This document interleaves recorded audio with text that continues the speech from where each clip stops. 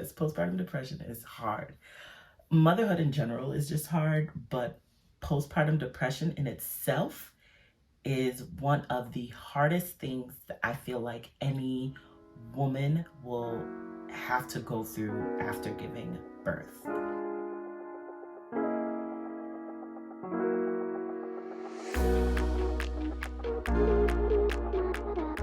Alright y'all, what is up? Welcome back to my channel. It is your girl, Dee with Misfit to Fit.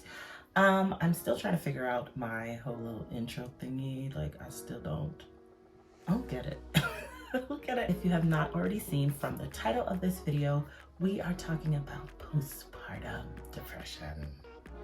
Here, don't forget to like, subscribe, and follow me on Instagram, TikTok, and that's it, so you don't miss videos. And since we are in the spirits of being consistent, y'all, this is my second video this month. I know. Y'all don't have to throw a party for me this yet. But when we get to the consistency of posting, uploading videos once a week, like 4 times a month, then we can have a party. But I'm still growing. I'm still learning these, YouTube streets. I have a goal in mind for myself to stay consistent for the next couple of months, which will help me get more comfortable, which will help you guys, get the best information and feel the most motivated and inspired, to do the things that you need to do for yourself. So without further ado, let's get into this week's topic. Talking about postpartum depression, I have my notes here, so if I'm veering off or whatever, y'all just bear with me. I'm trying to, stay on topic without going off, because I tend to do that sometimes, as my husband likes to rudely mention to me. Battling postpartum depression and how to handle when these episodes come. I like to call them episodes because, to me, postpartum depression comes in waves. Like they are different for everybody. Everyone experiences it differently. Not everyone is affected the exact same way, but some of the signs and things to look out for are important. They're crucial. And I feel like that aspect of it can be similar. It can range from being super severe, or minor, to like a major issue, which kind of causes you to have to seek medical attention or, seek out proper care to be able to take care of yourself. I'm going to be referencing postpartum depression and postpartum anxiety as PPD and PPA, which is just an abbreviation for both of those. So if you guys hear me say PPD or PPA, without getting confused, just know that I'm talking about postpartum depression or postpartum anxiety. And these waves typically start, I want to say maybe a couple days or a few weeks after delivery. I have experienced postpartum depression twice now, and both were pretty severe in my case. For me, it got to a point where it could have been really major if I did not, take the proper steps in order to deal with it myself or handle it. And going back a little bit further, the first time that I realized, or it was brought to my attention, that I had postpartum depression was after my second was born. That was back in 2016. I went through a lot of changes. As all women know, we go through changes when we are pregnant, and the hormones and everything like that associated with pregnancies is sometimes a lot. It can be overwhelming for most of us. But then once we're at the end, it's time to, go through labor and delivery. There's a rush of emotions that we all feel. Like, we're happy, we're sad, we're nervous, we're excited. There's just so much going on for labor and delivery that we're just like we're just oozing with so much emotion and adrenaline and endorphins, oxytocin, everything, all the drugs inside of us, from like, epidurals, all that stuff. Everything is like built up within our bodies during labor and delivery. Then once delivery happens, baby's here, I feel like we finally can breathe for like a moment, right? So that was me with my second kid. The laboring process was a lot longer and harder than my first with my daughter. With hers, my water broke.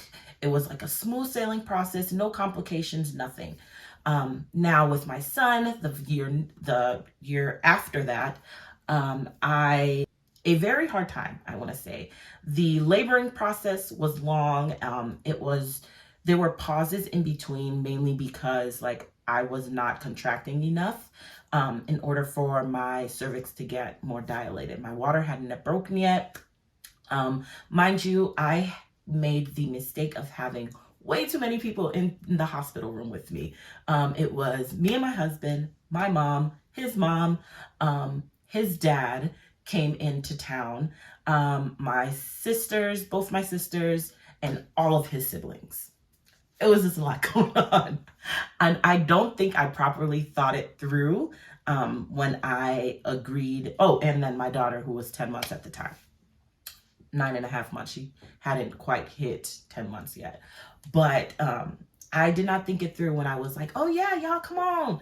It's a family thing. I didn't think it through. Y'all think it through completely before you go into, labor and delivery and who you want in the room. Make sure that you don't include people that you really don't need to have in there.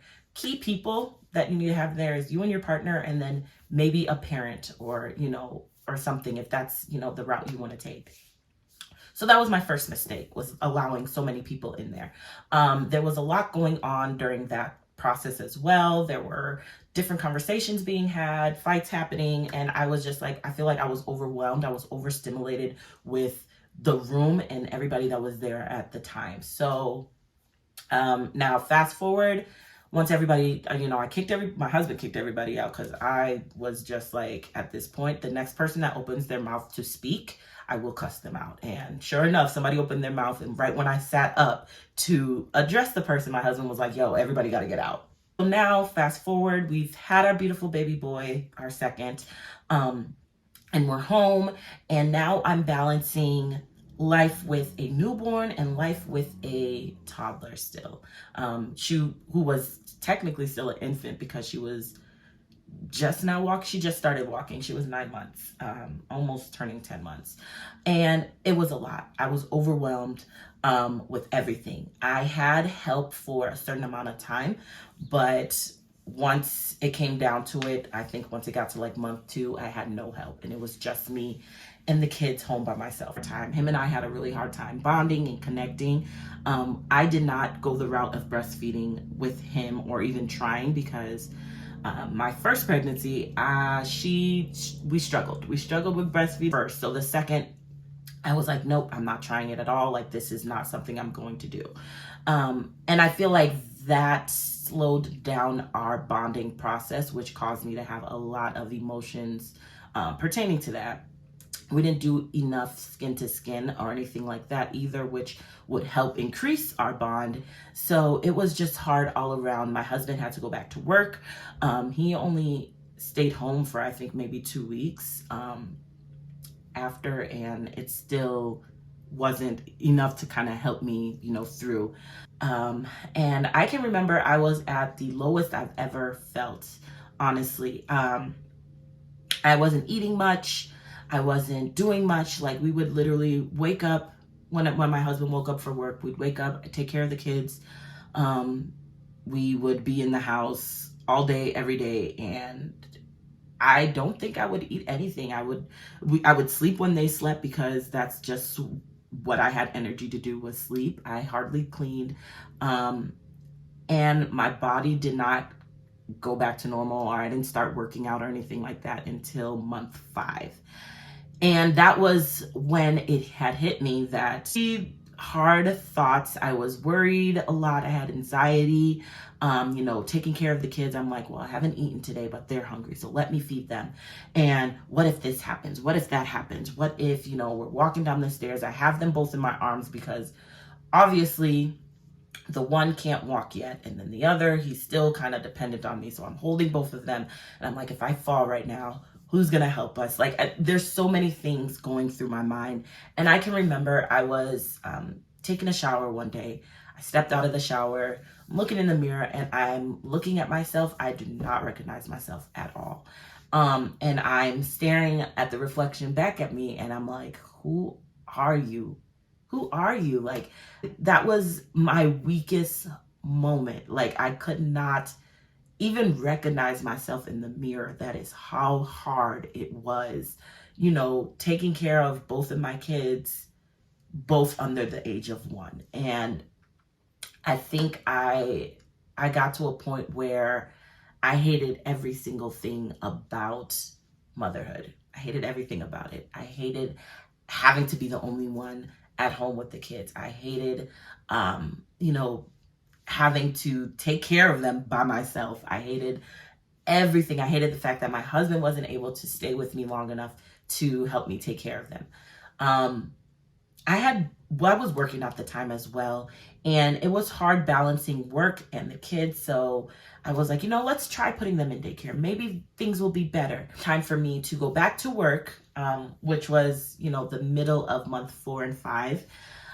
We were looking for daycare, and the cost of daycare was just so high for basically 2 infants at the time. And I was like, this is not sustainable at all. We cannot do this. So month 4 and 5 is when I decided to quit my job and become a full-time stay-at-home mom. I realized that postpartum had hit me. Postpartum depression had hit me was that day that I, was looking at myself in the mirror. And I can remember my husband coming home, and he we were talking, and I just felt like so blank and out of it. And he knew about my stress. He knew about the, how hard everything was and how down and sad I always felt. And he knew that I was not comfortable in my skin yet. And he looked at me and he was like, are you sure you don't have postpartum depression? Or do you feel like you have any signs of postpartum depression? I was like, what? No. What that is. I know being sad, I know being depressed, but I've never heard of postpartum depression in that sense.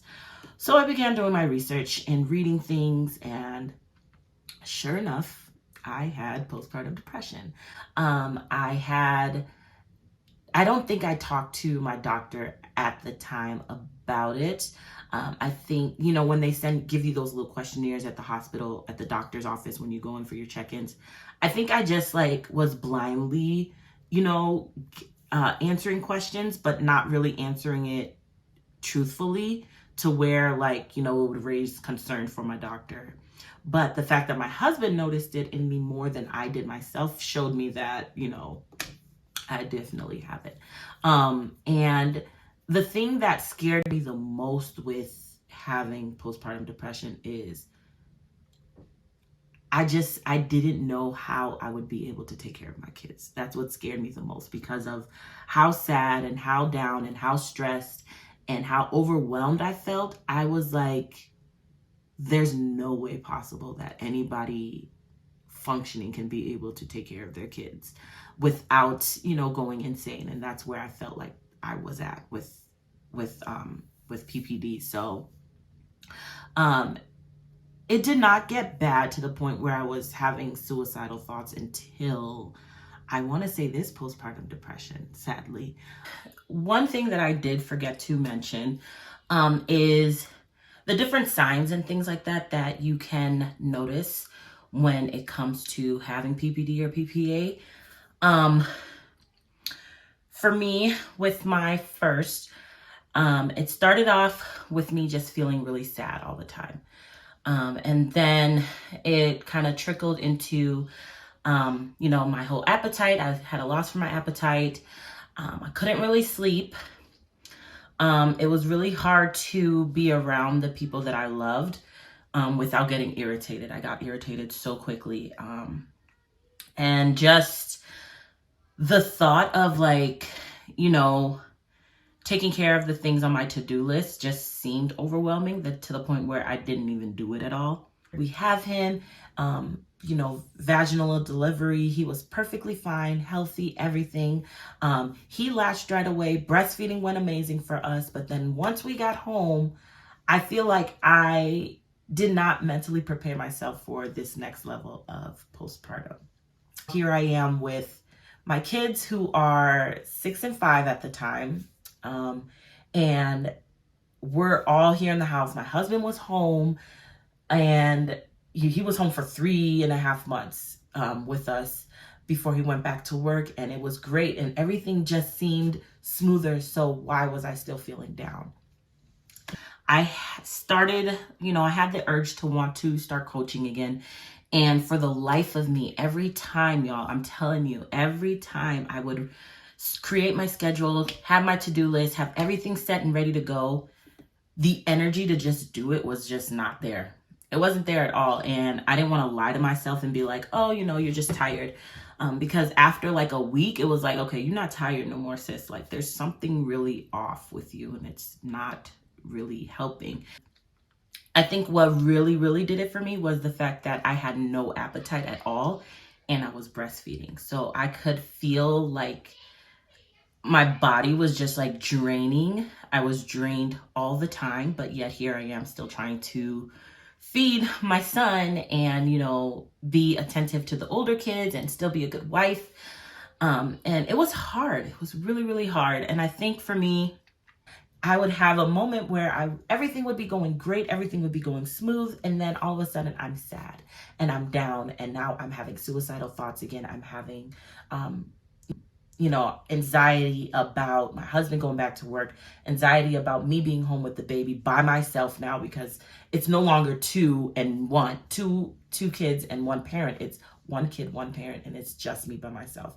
So I found myself panicking a lot. I did not even have the energy or the mind capacity to even work out, which is something that I found so much joy and passion in with my second. And the fact that I wasn't able to go back and, you know, jump and start working out right away or even work out during my pregnancy, I was like, you know, this is a sign to me. And it got really bad to the point where like I was driving one day, and I actually was telling this story to my best friend.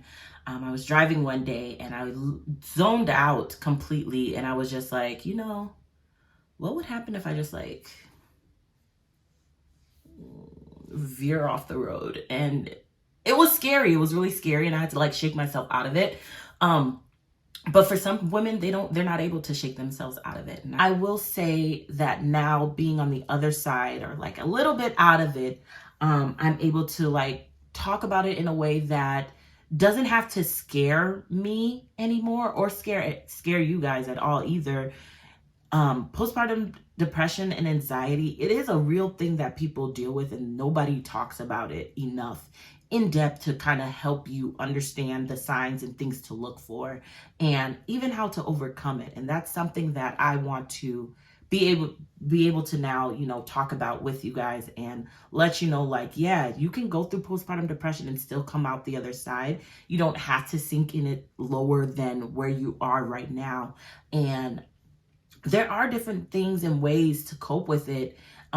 Even if you're not completely out of it, there's ways to handle it in order for you to, I guess, grow and heal and be able to still enjoy motherhood, enjoy your own personal lives, and enjoy, you know, the fruits of your labor. You know, you've labored so long for kids, for your kids and all that stuff. And it's a beautiful thing to be on the other side looking back.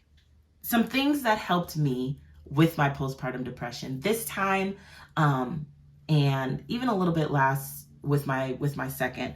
The first thing for me was talking to my therapist or talking to my spouse or anybody who can, one, relate and understand and empathize with me in, what I'm going through and what I'm struggling with. And the fact that I was able to, my husband, he, you know, and I always get speechless at this point, because I don't understand how this amazing man, who is literally from the trenches, can spot in his overly sensitive wife that she is going through postpartum depression. I will never understand it, but my man did that, y'all. So he has been my biggest supporter with this,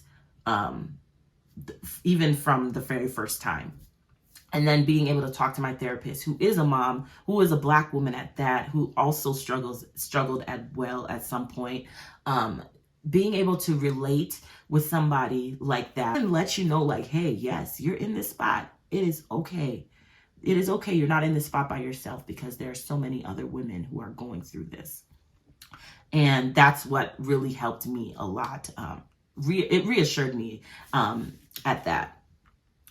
So I've been talking to a lot of my mom friends, my mom family members. It just so happens that when I was pregnant, everybody that was pregnant with me was close to me. So I had people to talk to and relate with, and I could be able to relate with them. And I think we all kind of came down to the same conclusion, like, we are struggling. We're struggling. Working out and being active, those will always be the top thing that I express and share to kind of help you get out of your mood, because there's something about, pushing yourself physically that will challenge you mentally to think differently and act differently.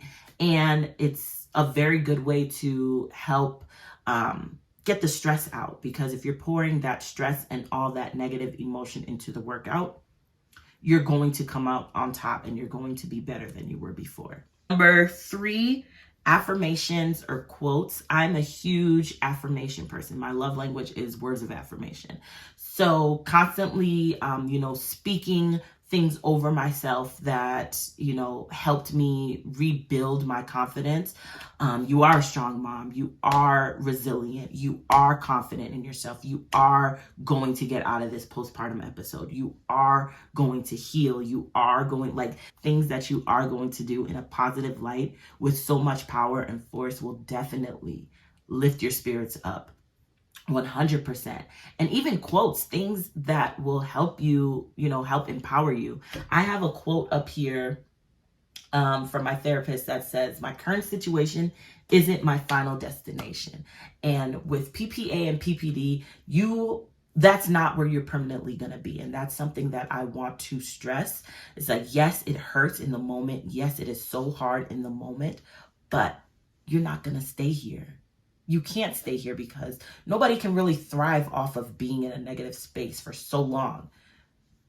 So just reassuring yourself and telling yourself that, and even finding quotes that are specific to you will definitely help. Along with that, podcasts, reading books, listening to interviews and things like that are uplifting and empowering will help you as well. And that's something that has helped change me and shift my, my focus from my situation and looking at somebody else, like, oh, wow, they got out of their situation. I can definitely get out of mine with PPD. Number 4, giving myself time and space to sit in it. Be patient with yourself. Give yourself grace.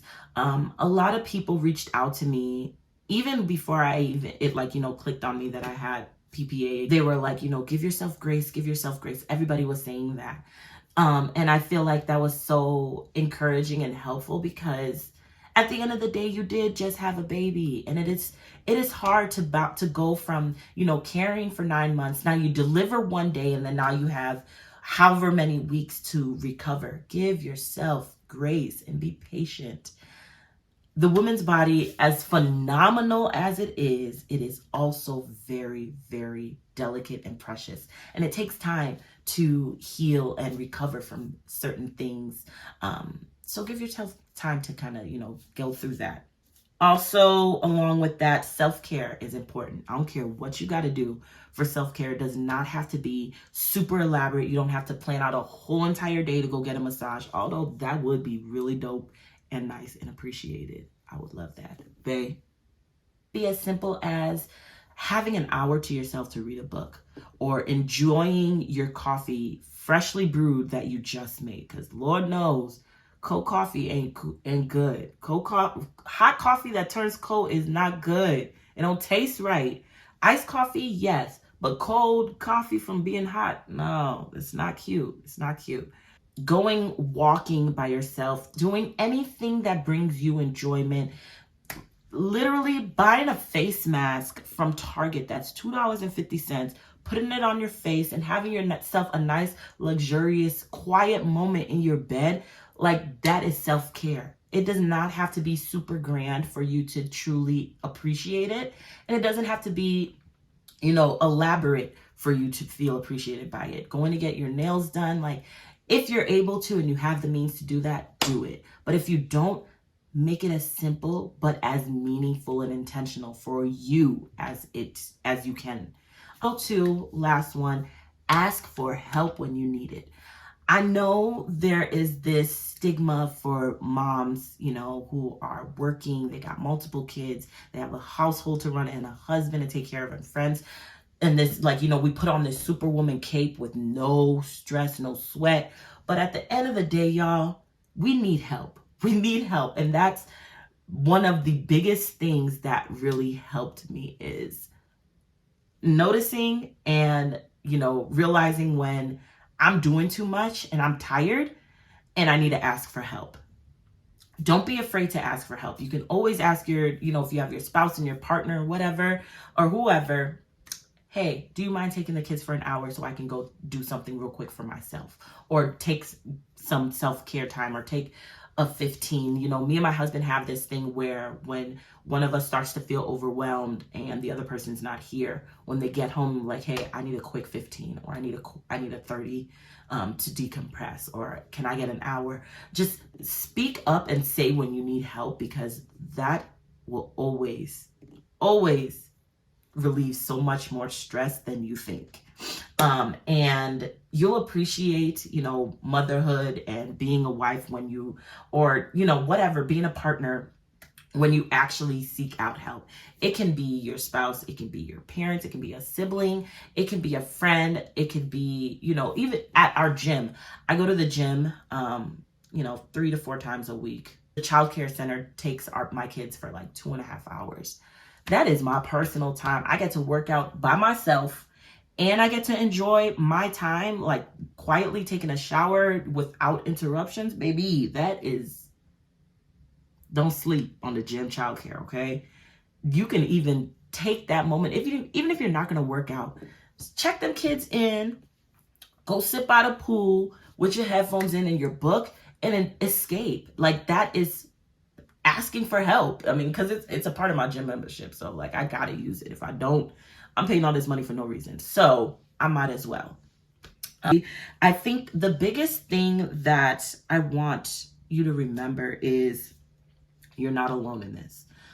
As hard and as challenging as being postpartum is, the depression side of it is real, y'all. It is so real, and it can be harmful if you don't take care of yourself in the process. And that's something that I don't wish for anybody to go through postpartum depression feeling like they're alone, or they, God forbid, end their life because of postpartum depression. It can drive women to that point, but I feel like if you take the necessary steps